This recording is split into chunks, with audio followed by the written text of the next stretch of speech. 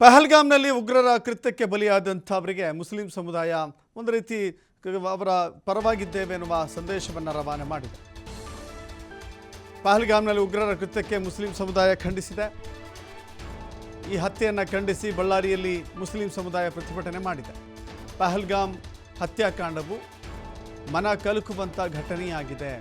ಯಾರು ಭಾಗಿಯಾಗಿದ್ದಾರೆ ಅವರಿಗೆ ಕ್ರಮ ಆಗಬೇಕು. ಹಲ್ಲೆ ಮಾಡಿದವರು ಮನುಷ್ಯರಲ್ಲ, ಅವರೆಲ್ಲ ರಾಕ್ಷಸರು. ಅಲ್ಲಿ ಭದ್ರತೆ ಇರಬೇಕಾಗಿತ್ತು, ಆ ಬಗ್ಗೆ ತನಿಖೆ ಆಗಬೇಕು ಅಂತ ಆಗ್ರಹ ಮಾಡಿದ್ದಾರೆ.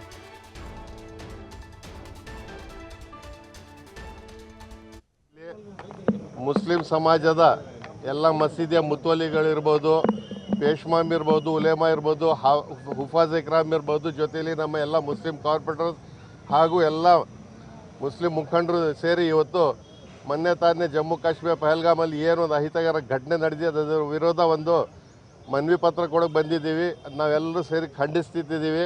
ಅದೇನು ಆತಂಕವಾದಿಯವರು ಕಗ್ಗೊಲೆ ಮಾಡಿದ್ದಾರೆ, ನಿಜವಾಗ್ಲೂ ಖಂಡನೀಯ. ಜೊತೆಯಲ್ಲಿ ನಾವೀಗ ನಮ್ಮ ದೇಶದ ಮುಖ್ಯಮಂತ್ರಿ, ಪ್ರಧಾನಮಂತ್ರಿ ಇರ್ಬೋದು, ಗೃಹ ಮಂತ್ರಿ ಇರ್ಬೋದು, ರಾಷ್ಟ್ರಪತಿಯವರಿಗೆ ಜಿಲ್ಲಾಧಿಕಾರಿಗಳ ಮುಖಾಂತರ ಒಂದು ಮನವಿ ಪತ್ರ ನೀಡ್ತದೆ. ಅವರಿಗೆ ನಿರ್ದಾಕ್ಷಿಣ್ಯವಾಗಿ ಕ್ರಮ ತಗೋಬೇಕು. ಎಷ್ಟು ಅಮಾಯಕರು 26-27 ಜನ ಅಮಾಯಕರ ಬಲಿ ತೊಗೊಂಡಿದ್ದಾರೆ. ಅವರಿಗೆ ಇನ್ನೊಂದು ಸಲ ಬೇರೆಯವರಿಗೆ ಈ ಥರ ಮಾಡಬಾರ್ದು ಅಂತೇಳಿ ಪಾಠ ಕಲಿಸ್ಬೇಕಂತೇಳಿ